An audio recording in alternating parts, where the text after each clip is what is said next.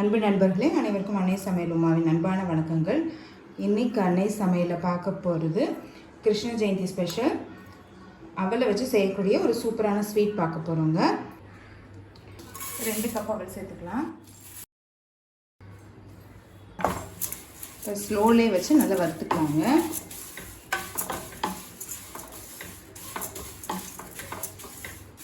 இது கொஞ்சம் பெரிய அவலாக எடுத்திருக்கேன். நீங்கள் விருப்பப்பட்ட எந்த அவலாலும் யூஸ் பண்ணிக்கலாம். சிகப்பு அவல் கூட கிடைக்குதுங்க, அது கூட நீங்கள் யூஸ் பண்ணிக்கலாம். ஸ்லோலி வச்சு நல்லா கிறிஸ்பாகிற வரைக்கும் வறுத்துக்கோங்க. இப்போ இதை நல்லா வறுத்தாச்சுங்க. நல்லா வாசனை வர ஆரம்பிச்சிருச்சு. இதை மிக்சியில் இப்போ கோர்ஸாக அரைச்சிக்கலாம். அவலை நல்லா கோர்ஸாக அரைச்சாச்சுங்க. நல்லா ஒரு ரவை கன்சிஸ்டன்சிக்கு அரைச்சிக்கோங்க.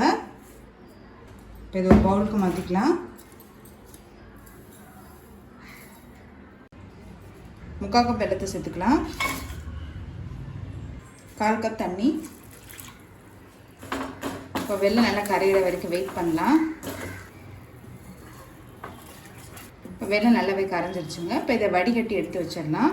இப்போ வெல்லத்தை வடிகட்டியாச்சுங்க. நீங்கள் விருப்பப்பட்டீங்கன்னா வெல்லத்துக்கு பதில் சர்க்கரை கூட போட்டு பண்ணலாம். இப்போ வெல்லம் நல்லா திக்காக ஆகிற வரைக்கும் வெயிட் பண்ணலாங்க. பதம்லாம் எதுவும் இல்லைங்க, திக்காக இருக்கணும், அவ்வளோதான். இப்போ வெள்ளை கரைசல் நல்லாவே திக்காகிடுச்சு. இப்போ நம்ம இதை அவலில் சேர்த்துக்கலாம்.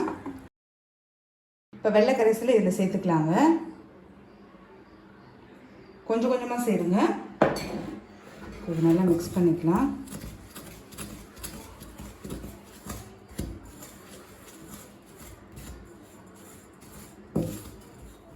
நீங்கள் கடாயிலே வச்சு கூட பண்ணலாங்க. ஆனால் நமக்கு வெள்ளை கரைசல் எவ்வளோ இருக்குன்னு தெரியாது. அவல் குழஞ்சி போகிறதுக்கு வாய்ப்பு இருக்குது. இன்னும் கொஞ்சம் சேர்த்துக்கலாம். உங்களுக்கு எந்த அளவுக்கு வெல்லம் தேவையோ அந்த அளவுக்கு சேர்த்துக்கோங்க. ரொம்ப கிளறிட்டே இருந்தால் அவல் உடஞ்சிரும். அடுத்தது 1/4 கப் தேங்காய் தூள் சேர்த்துக்கலாம். கொஞ்சம் ஏலக்காய் பொடி,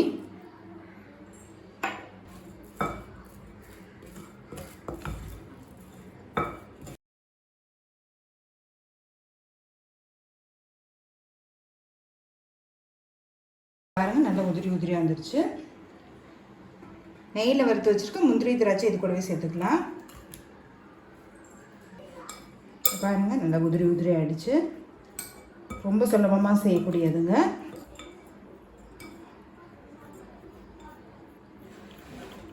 ஒரு 10 நிமிஷத்துக்குள்ளே பண்ணி முடிச்சிடலாம். இப்போ அவல் புட்டு ரெடி ஆகிடுச்சு. நம்ம சர்வ் பண்ணிடலாம். சுவையான அவல் ஸ்வீட் ரெடி ஆகிடுச்சு. ரெசிபியை ட்ரை பண்ணி பாருங்கள், கண்டிப்பாக உங்களுக்கே பிடிக்கும். ரெசிபி பிடிச்சிருந்ததுன்னா வீடியோவை லைக் பண்ணுங்கள், கமெண்ட் பண்ணுங்கள், ஷேர் பண்ணுங்கள். இது வரைக்கும் அன்னை சமையல் சேனலை சப்ஸ்கிரைப் பண்ணாதவங்க சப்ஸ்கிரைப் பண்ணுங்கள். தேங்க்யூ.